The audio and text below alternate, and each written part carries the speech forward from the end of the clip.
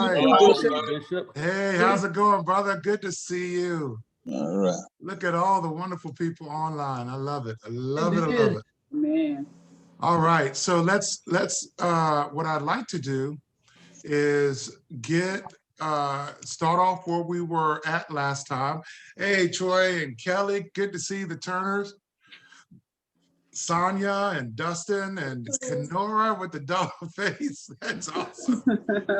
Beverly and Faith and Kevin Anderson. Good to see you, brother. Jimmy Jacobs. Good to see the Wrights. Christina. Awesome. Lance the King. Beverly. Good to see you. Green. Good to see you.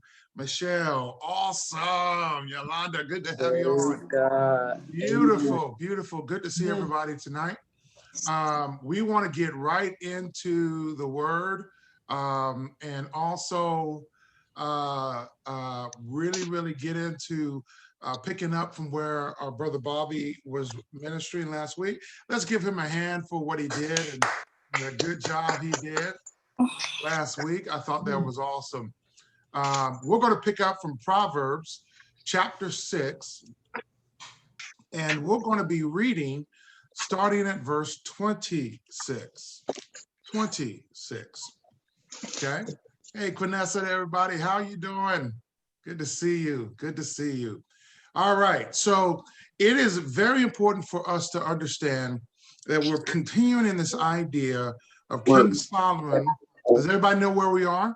We are Proverbs 6, 26.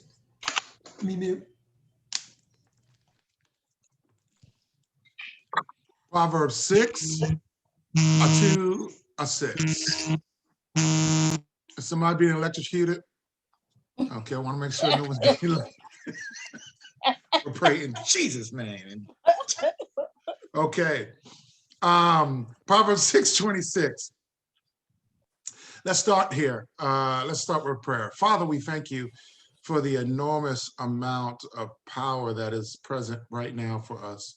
And we thank you right now that you're going to give us spiritual understanding of the word of God to impact our lives.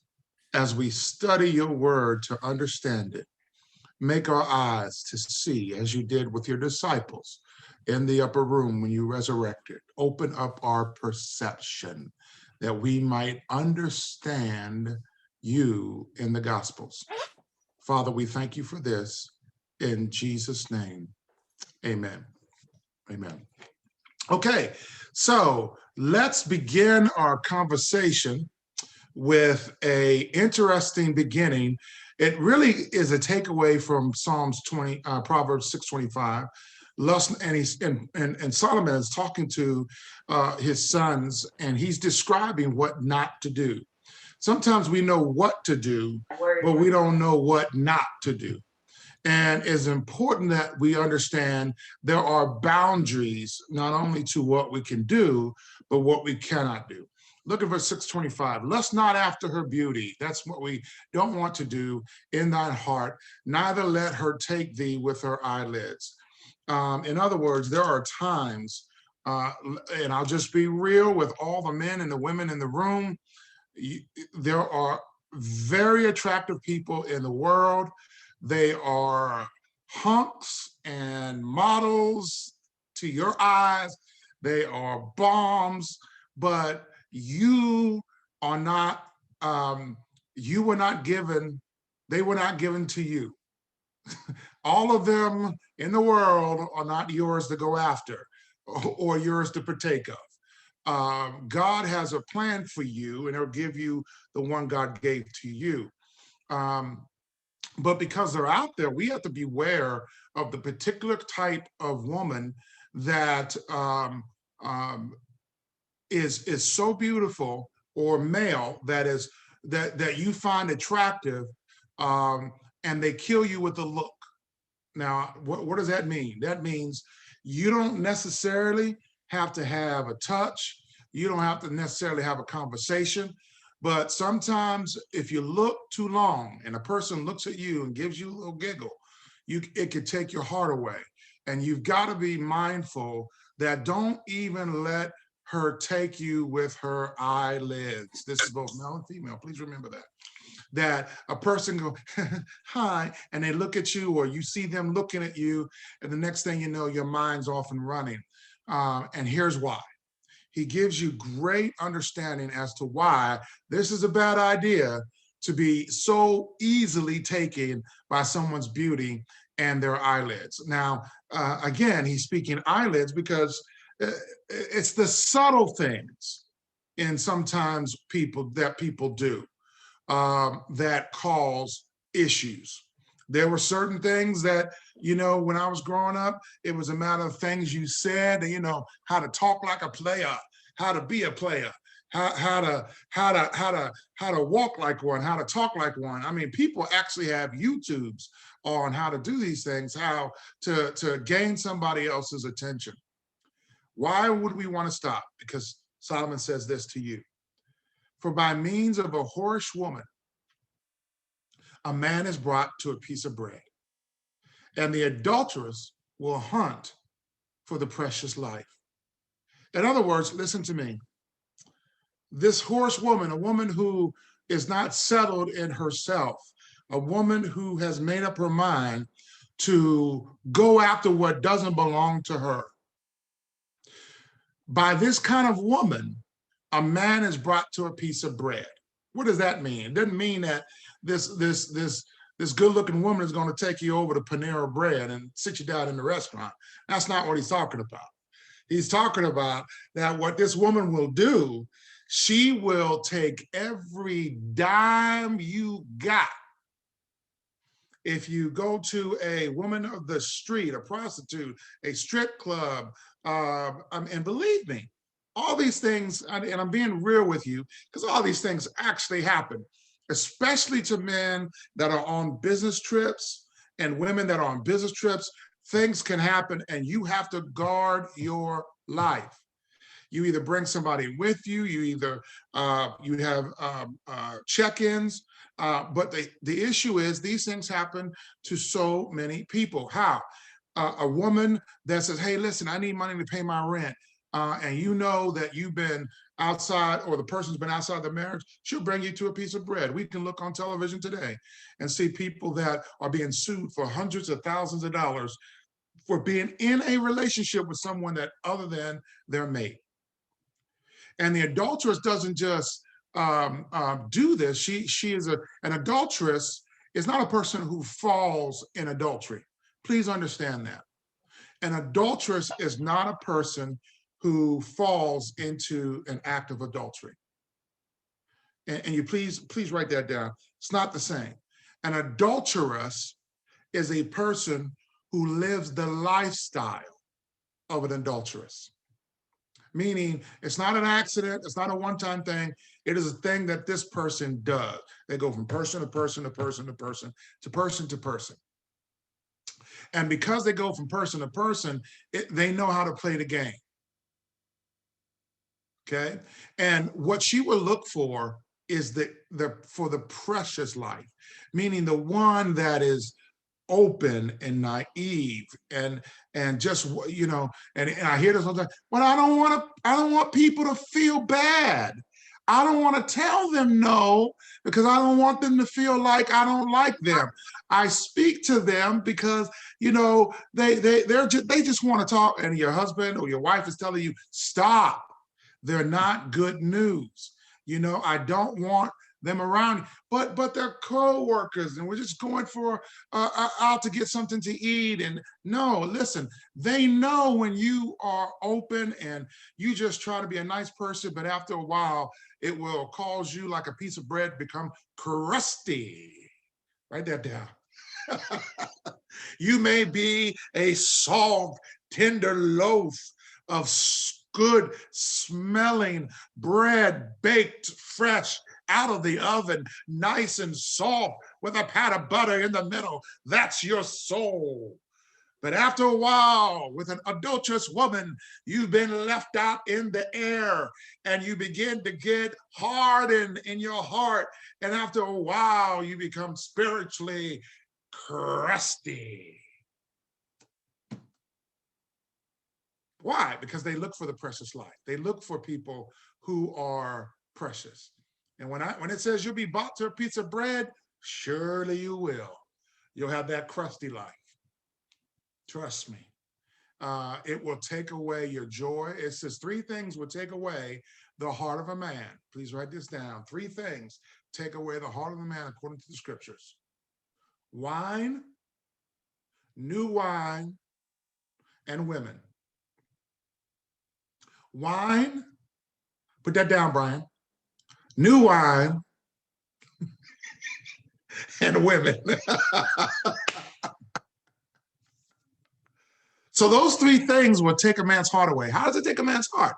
Well, number one, you start drinking wine, and then you start drinking with someone, and now you're in a group of people that are doing it, and now you're caught up with someone that changes your lifestyle. When you drink new wine is fermented, and it's very potent, and it will cause you to forget what you're all about.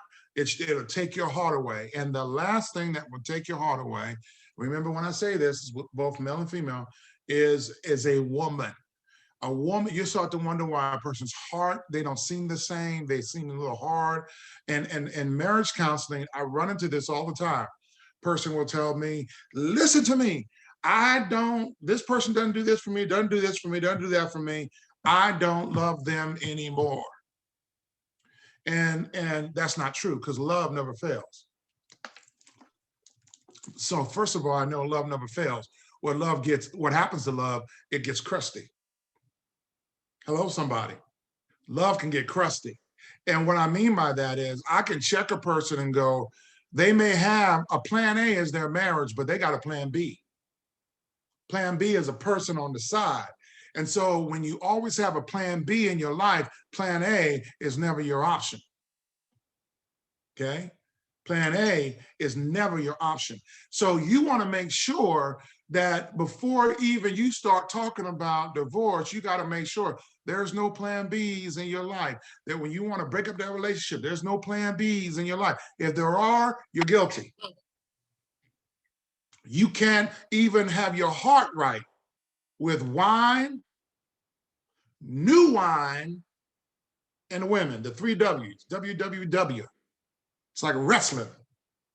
Wine, new wine, and women, WWW.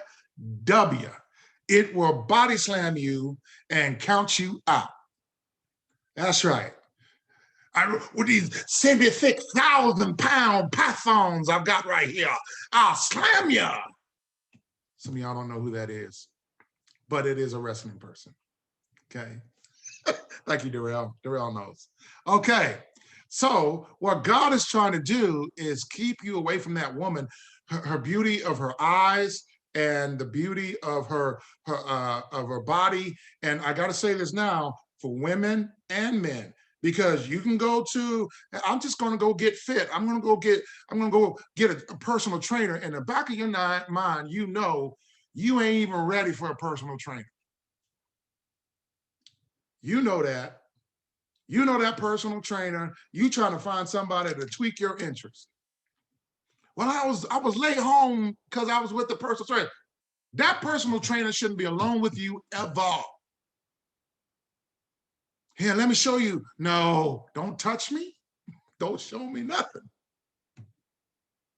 I know what I'm talking about, guys. Too many marriages are destroyed. There are people out there that don't have a good heart. And there are some that are good, and I love it that they do group things, but those personal trainers, when I hear personal trainer, my alarms go off. I'm just being honest with you. I'm not being crazy, but there's just not enough people that have Christ in the center of their heart. It just isn't. Okay? Now, let me tell you why. Well, you go, well, I can handle it. I can do it. Listen, I hear what you're saying, preacher, but I can do it. I can maintain, you know what I'm saying? I can talk to my ex from 12 years ago and it won't affect my heart. I can talk to my co-worker who I find attractive and it won't affect my heart. You're becoming crusty. Say that to somebody next to you. You're becoming crusty.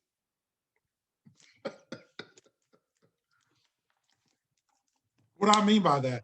You can say to yourself, I can handle it. But look at verse 27.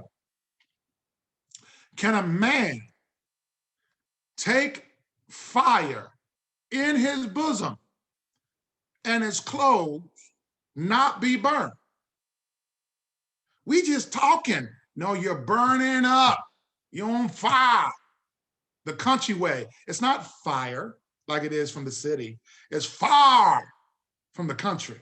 There's a whole different type of fire. Fire, city. Fire, country. You under country fire. Okay? You can't take fire into your bosom and not in your clothes aren't burned. Somebody gonna smell the smoke. Hello, somebody. You gonna come home and they gonna be like, you been around somebody with a strong perfume? That ain't my cologne. Oh, I was just giving them a hug. Fire, fire. There's a fire. What you hugging on somebody at your work for? Well, you know, people my job hug. Handshake city, baby. Learn the fist pump. Ain't nothing wrong with the good old elbow. Pump, hey, yeah, just, yeah, good to see you. Pump, and they know it. Let them know it. You are off limits. You know, when we started church, you don't even understand the chaos we had to go through because God don't take to your church. You know, God's awesome. God doesn't bring our church ugly people. Okay? We got some gorgeous men and women in our church. Thank you. Thank you very much. Thank you. Anyway, we've got gorgeous people in our church. And you know what happens? Inevitably, somebody comes in and they try to take what doesn't belong to them. That is called coveting thy neighbor's wife. That is the true sense of what it meant in Exodus when it says, covet not thy neighbor's wife, his cattle, his lands. It means anything that belongs to your neighbor, you now want it because you think it's better than what you have. You covet it. And there were times, I mean, and you know it, I watch it and then I have to bust it wide open. I know in the history of our church, we've had 2 men's meetings before church service where I had to tell them, lay your hands and your eyes off the women. Because, you know, from the stage, you see everything. You see people praising God, under the anointing of God, picking their nose. You get it all from the stage. You see it all. And so when you see somebody looking at somebody across the room, you catch all of it. They're taking pictures of people across the room. You catch it. And I always laugh, it's to this day, when we were in the middle of high, everybody say, high worship. High. I mean, we were in the atmosphere. High worship. And a man walks up to the stage, takes a $100 bill, and throws it at the worship leader. Blink, right off of her. Boop, right off her chest, right on the floor. I'm like, what just happened? I'm like, no, they didn't. No, they didn't. It was balled up, $100 bill in the middle of high holy worship and blink, right off. And I'm like, oh, that's so shameful. So I walk up on the stage and when they're worshiping, I'm like, hallelujah. And then I dipped down, picked it up, walked off the stage. And when I opened up that $100 bill, not only did they throw the $100 bill on the stage, but they threw a counterfeit $100 on the stage. If you thought that was for you, listen, I was like, that is just and if they hadn't gotten saved, I would have turned them into the police anyway. All right, so there are people that come into our environment with with wrong intentions, and it is not up to them, it's up to you to change the environment. It's up to you to have that standard. This wisdom was given to the son, not to the adulterer. It wasn't said to the adulterer, leave my son alone, leave my family alone. No, this was given to the one who will experience it. Remember, when we started Proverbs, we said this isn't for you to tell other people, this is for you to take yourself. So here comes a woman, as the Bible calls it in King James Version, a whorish woman. A man is brought to a piece of bread, and an adulteress will hunt, meaning they will look up a precious life. Can a man take this far? How do you spell that, by the way? Far, far, far, F-A-H-R-E, far. That's that country fire. Can you take fire in your bosom and his clothes not be burned? Then he goes upon another. He said, he gives you another illustration. He's making a list. Watch this. Psalms is providing a list of 2 items to help you understand his example. The second item is, can one go upon hot coals and his feet not be burned? You know those cold people? You never see anybody stroll. They run across that thing, okay? And your feet get burned, okay? You can't walk across hot coals and your feet not get burned. Verse 29. So he, now these 2 examples he just gave, this is likened to he that goeth into his neighbor's wife. How is he? He's like a man that took fire in his bosom. He'll be burned. He's like a man that's walking on hot coals. He that goes into his neighbor's wife, whosoever toucheth her shall not be innocent. The word innocent there means not guilty or found without fault. Okay? He that goes to his neighbor's wife, whoever toucheth her shall not be innocent. Okay? And you may feel like you're that person's savior, you're there listening, we're just talking to my neighbor. Listen, if that's not your wife, get out the house, go home. Okay? Go home. Don't let a woman or a man ever drive you to do that. One of the things that I'm very proud of is, even when it comes to my neighbors, I'll wave, I'll say hi, but when it's a woman, I'm so far away, I don't let that happen. You've got to know those around you that isn't the same. You know, when we had 4th of July, y'all remember I fell, hurt myself in my ribs. Remember that? It was because we had a neighbor who was a little tipsy, and she came out, saw the fireworks, just a little bit tipsy, and lit them fireworks on me, and I had to run and end up injured. Can a man take a firework in his bosom and not be burned? Hello, somebody. I couldn't do it. Can a man take a firework in his bosom and not break a rib? What? So I had to realize, you know, she wasn't, and my wife was looking like, ooh, you smell that alcohol. Well, she was wide open, and I had to make sure there was boundaries, okay? Now, it goes on to tell you why you shouldn't do it. That is, number one, it's going to hurt you. Write that down. When you go into another woman, it's going to hurt you, and that's Proverbs 26 through 29. It's going to hurt you. It's going to hurt you. And number two,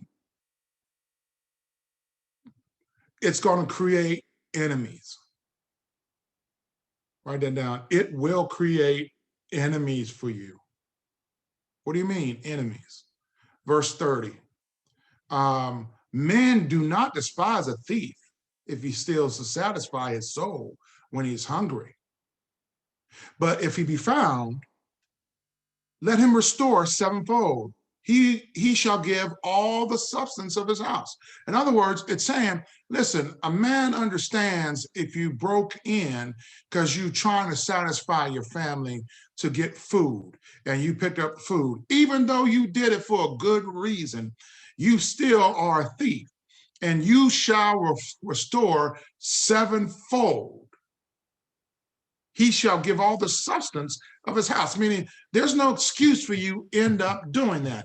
There's no excuse for you choosing to become a drug dealer, a thief, a liar, or anything, a pillager of the poor, simply because your family's in need. That means you never turn to God like they're turning to God to survive. And you must restore it all sevenfold, and even all that you have in your house. Even though the man understands, look at it. Men do not despise that thief that does that. But there are consequences. You can choose your actions, write this down, but you cannot choose your consequences. You can choose your actions, but you cannot choose your consequences. Why? Look at the next verse. Verse 32. But whosoever committeth adultery with a woman, number one, lacks understanding.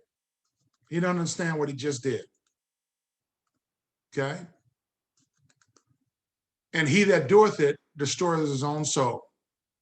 So let me write point number 3. You will, an adulterer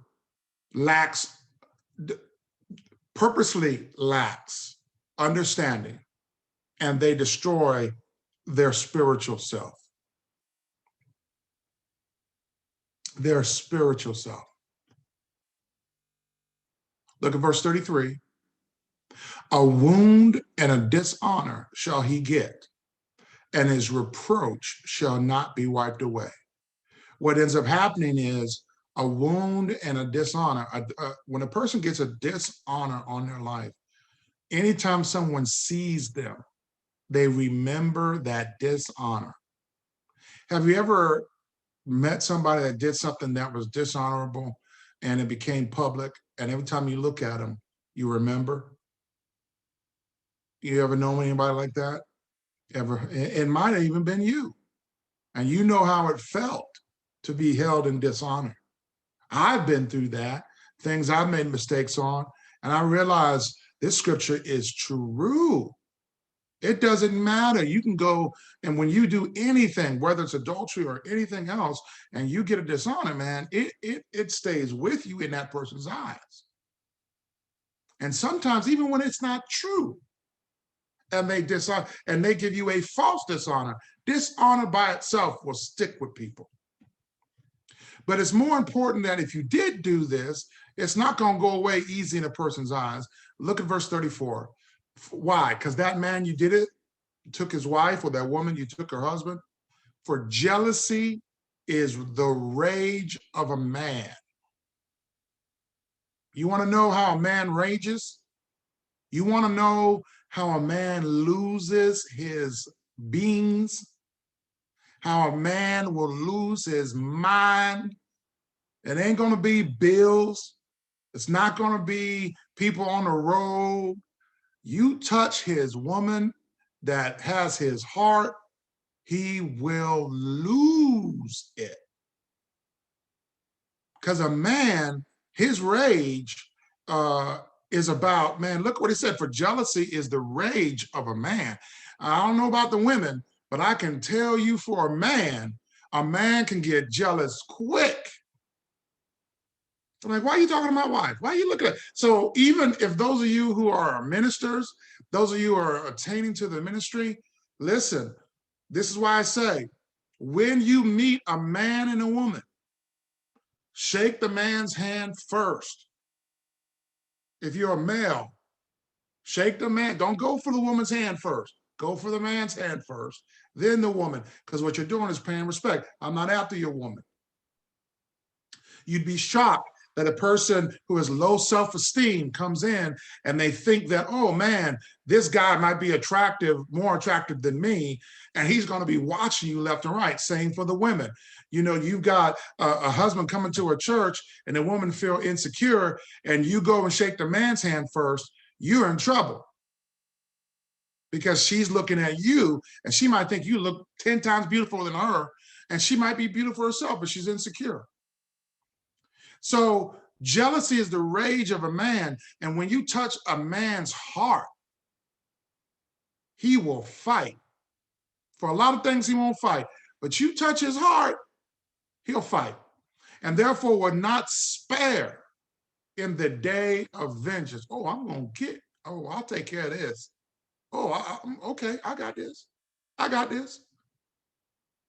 You know, it's the same, that when I was in college and me and Chanita, we were dating, there was a man that went to our church, and he got kicked out of his apartment. So what he deliberately tried to do was call Chanita and her roommate and say, hey, can I stay with y'all just for a couple of days? Just for a couple of days. And I'm outside and he comes out, because they said yes, they're thinking it's no big deal. He comes outside, he says to me and all the other men there, oh yeah, it's on now. Oh yeah, I'm gonna be in there for a couple of days, y'all. It's on like Donkey Kong. And me and him, because at the time I liked Chanita. She didn't know I liked her, but I liked her. And I said, bro, you will not do this. You better get in your car and go home. What? What you gonna do? And man, we almost went to blows in the parking lot. And I walked right up to the house to where Chanita, I said, he won't be staying here tonight. And I just turned around and walked away. That man was so mad at me. He was so hot. He became my Lex Luthor. But man, don't mess. I ain't gonna let you mess with the women. No. No, sirree, Bob. No, sirree, Bobby. Hello, somebody. Okay? So it's okay to be, jealousy is a part of protection. Oh, you're just so jealous. No, I am concerned. I am concerned. Who do you talk to? I ought to know who your neighbors are. I don't know who the people you talk to in your job. It shouldn't come no surprise. I walk up in your job and you got bodybuilders everywhere. Oh, oh, oh, and you didn't tell me that before I got to your job. I will poison them all because I can't beat them, but I will poison the water. You hear me?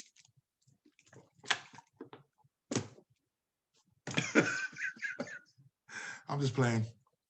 But on both sides, you should be able to tell them, okay, here's who I work with, here's who I'm around, here's the people that I meet with. You should constantly, as a married couple, keep that abreast with each other so that there are no surprises. You got a new coworker, tell your wife, tell your husband, because you don't want jealousy to get involved. Okay, even if you hadn't done anything, he's still gonna get jealous. She's still gonna get jealous if you're not upfront with what you're dealing with. Make sense? Okay, anybody disagree with me? Not right now, huh? Good, good. Don't get in trouble with your mate. Agree with me, agree with me. Okay, verse 35. He will not, listen, this is the same dude you slept with his wife or took his wife or husband. He will not regard any ransom. Neither will he rest content, though you may give many gifts. He said, listen, anybody ever seen the movie Taken? With Neil Leeson? You need to watch it. I am a man of many talents. I'm a man of many skills, and I will use them against you. And that man, they took his daughter And that man said, oh, you done messed with the wrong brother. I'm a man of many talents, many skills, and I'm coming after you. And even if they pay here's some money, I'm so sorry I did it. Oh, no. Keep your dollar bill, bro. I ain't looking for paper. I'm looking for blood. Blood. Okay? You don't want to get into that because a man ain't going to play by the rules. You can give a whole lot of, hey man, I'm sorry, you know, I shouldn't have, and he's gonna be like, no problem. No, when you ever see somebody smile, no problem. But it don't reach their eyes, no problem. Sure, it's okay. Those are the ones you gotta watch out for. This man ain't gonna forgive you. You need to move. And can I be real about something? Listen, if that happens on your job, if that has ever happened or you know someone that's happened to, give them good advice. Don't try to stay on the job. If it's going to mess your family up, it's time for you to go look for a new job. Don't try to continue on that job where that joker's at. Move and find another job. Or the right say, hung up that phone and said, it was on. Oh, that's so true. You listen, it ain't worth it. If you've fallen in that way, get off the job. If you're the boss, fire them people.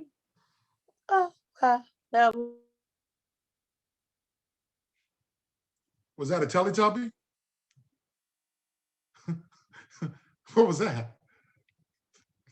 Honey. Was it Teletubby? I thought they were cancer. Woo, okay. All right, so watch this. He will not regard any ransom, and nor will he rest content. You're going to be on his mind. You don't want to be on anybody's mind so that they can't sleep. Y'all hear me? When they can't go to sleep because of you, okay? Come to the church and get help, okay? All right, now we're going to move to chapter 7. Let's go to chapter 7, family.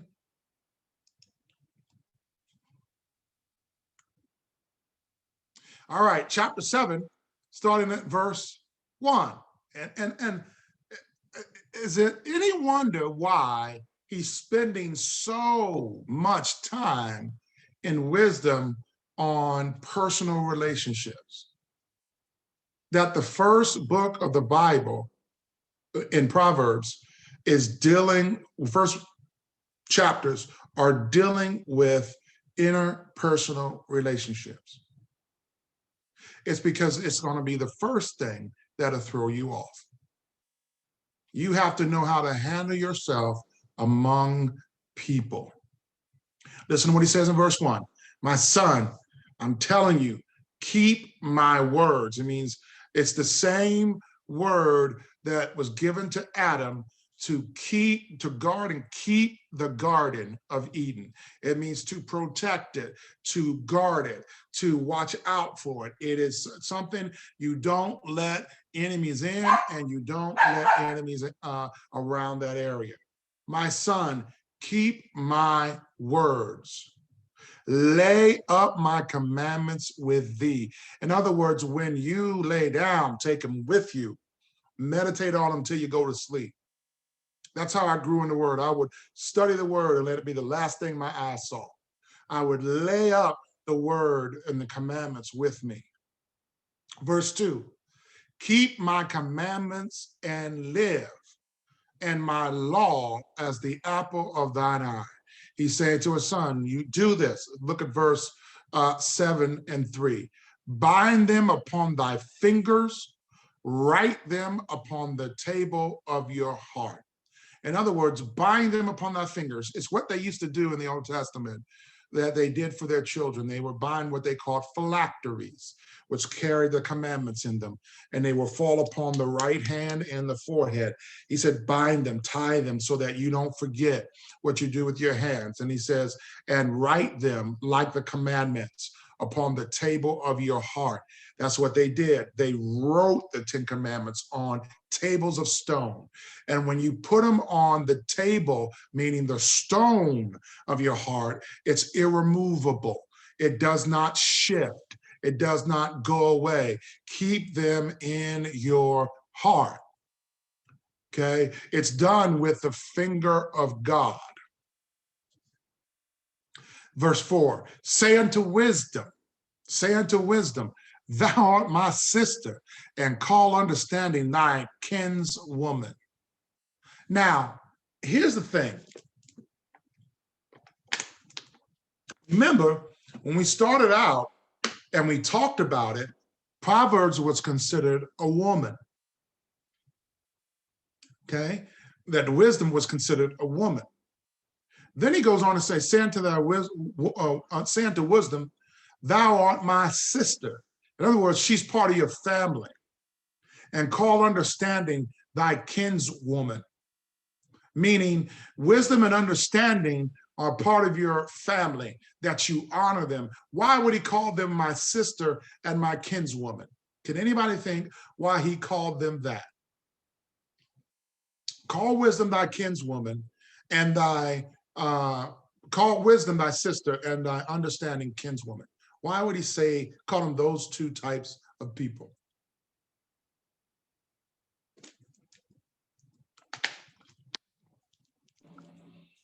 Because of the close relationship you should have with them? Something like that. Go ahead. I saw Charlie. Because if I remember correctly, in Hebrew law, those are people you have obligations to. Very good. Yeah.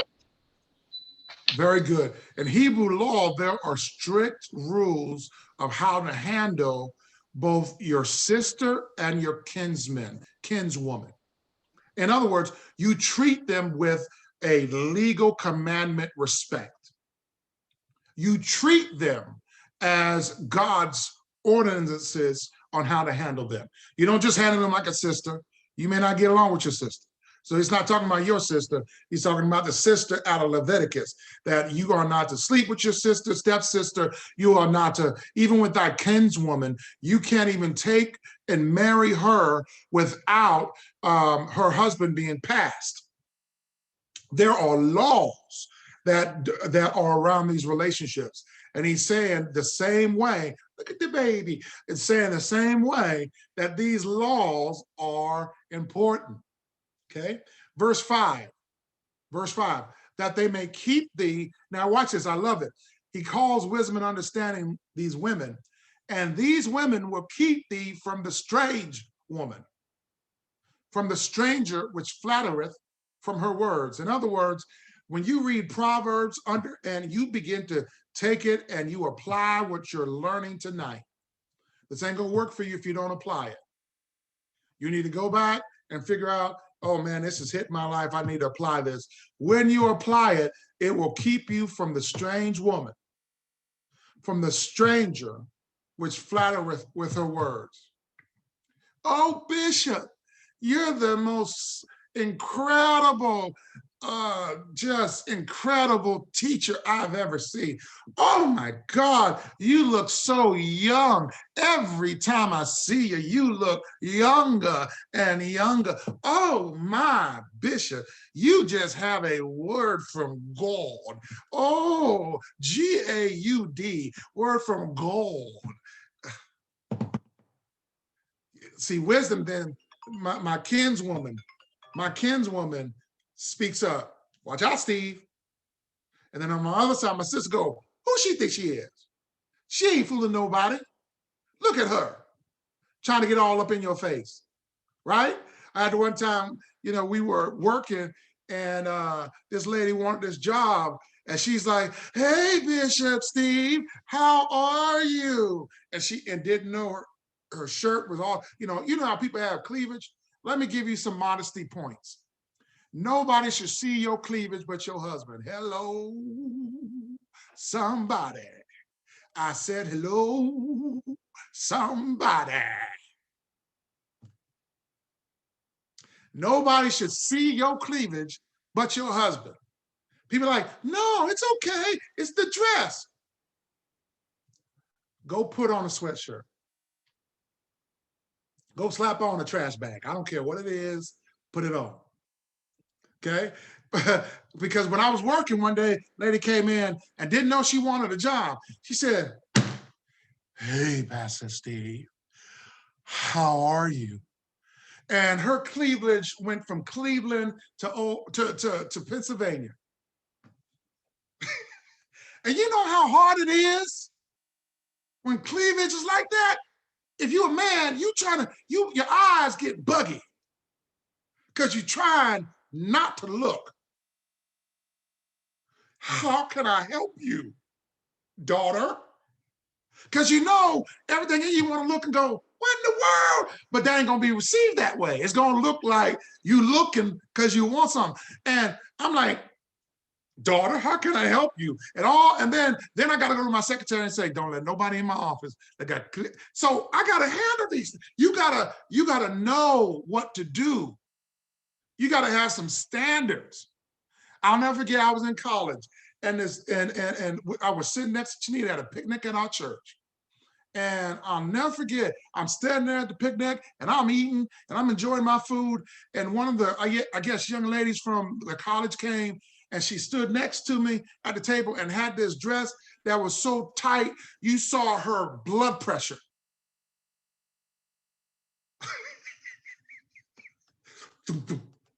I mean, you saw blood pressure. And I couldn't even, now I'll be honest with you. My heart is clean and pure, right? So, but I couldn't, I'll tell you what I did. I went, oh my God. And I looked her up and down. And all I knew next was boom. And I looked over and it was Chanita.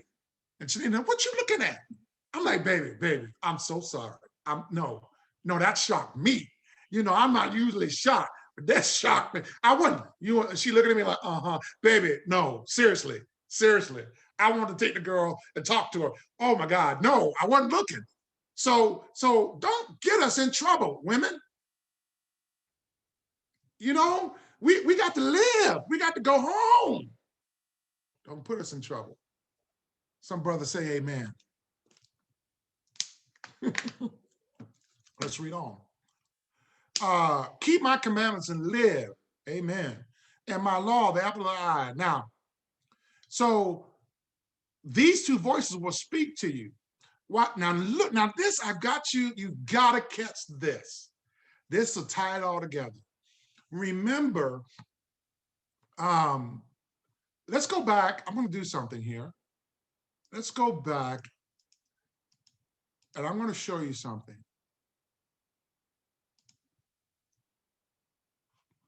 Hold on.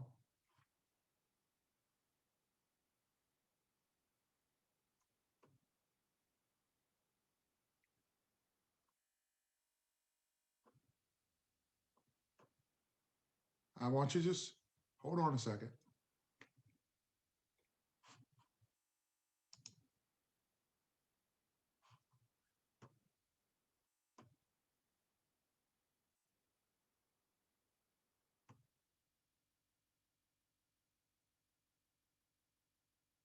Okay, go back to Proverbs 1 and 20, please. Go back to Proverbs 1 and 20. Would someone read it for me and just keep reading until I'll tell you to stop? Joy, good to see you. Someone read. I got it, Bishop. All right, go right ahead. Wisdom calls aloud outside. She raises her voice in the open square. Okay, stop. It raises her, and she's outside talking in the open squares in the streets. Read on. She cries out in the chief concourses. At the openings of the gates in the city, she speaks her words. How long, you simple ones, will you love simplicity? For scorners delight in their scorning, and fools hate knowledge. All right, so watch this.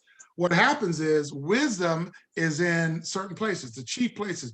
In the King James, it says she uttereth her voice in the streets, then the chief places, and then the openings of the gates. These are places of greater influence. Streets, chief place, opening of the gates. Streets, chief place, opening of the gates. At the opening of the gates are where the elders are. Chief places are where decisions are made. Street is your everyday actions that go on in buying and selling. And each of these areas, going from lesser to greater, wisdom always speaks. Now, let's go back to our chapter. Chapter 7.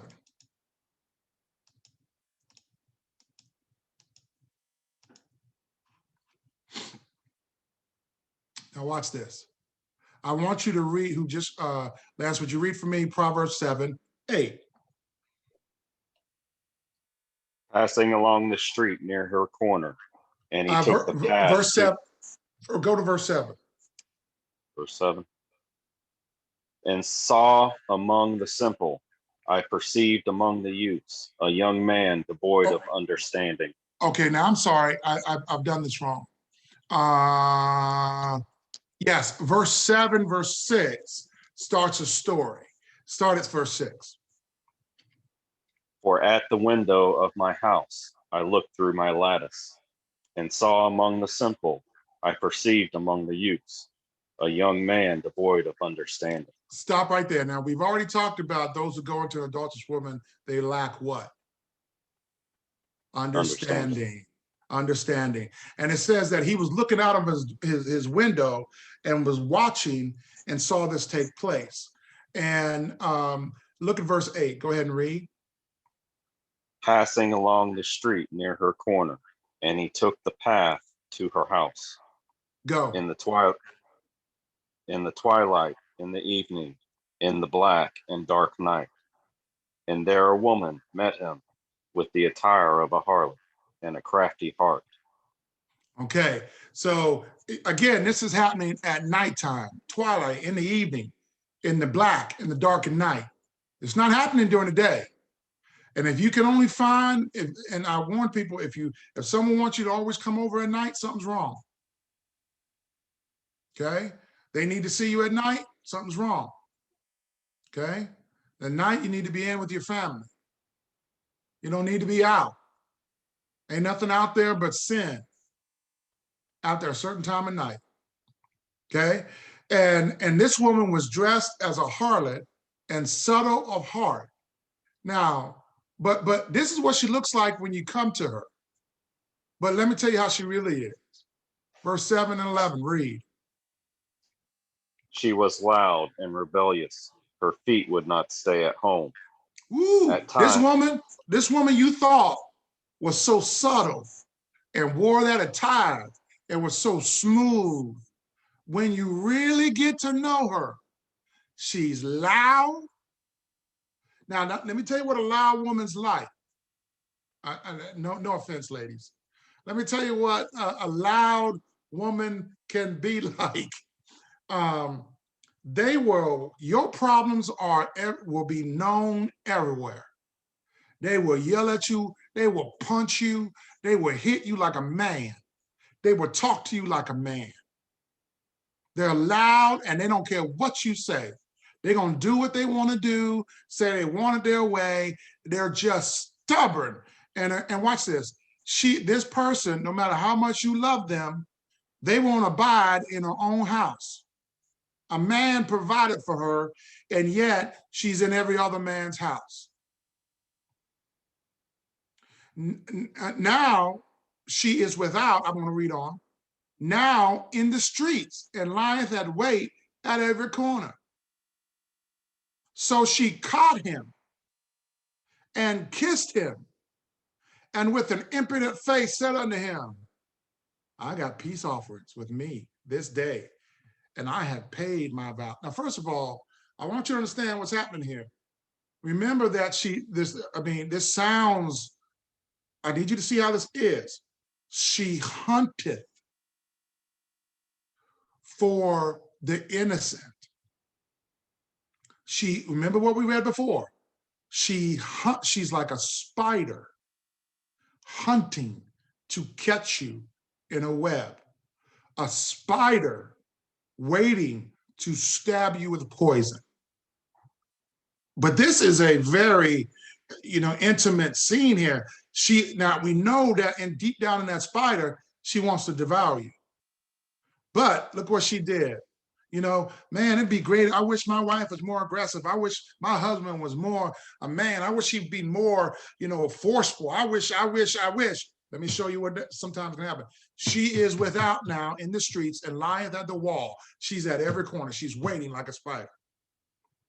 So she caught him. She caught him, grabbed the man, kissed him on the mouth before he knew what was happening. And with an impudent face said unto him, listen to me. I have peace offerings with me this day, and I've paid my vows. Therefore, I come forth to meet thee, diligently to seek your face. And I have found you. You are the man. I've come to get you. I've decked out. Now listen to me, man. Listen to me, woman. I've got my bed decked out with covers and tapestry, carved with works, the fine linen of Egypt. It's silky, silky. Come to my house. You have no idea. I have perfumed my bed with myrrh and aloes and cinnamon. Come and let us take our fill of love until the morning. Let us solace ourselves with love. I know you're unhappy. I know things ain't working at home. Come to me. It's temporary, but I'll make you feel good. But I'm a spider.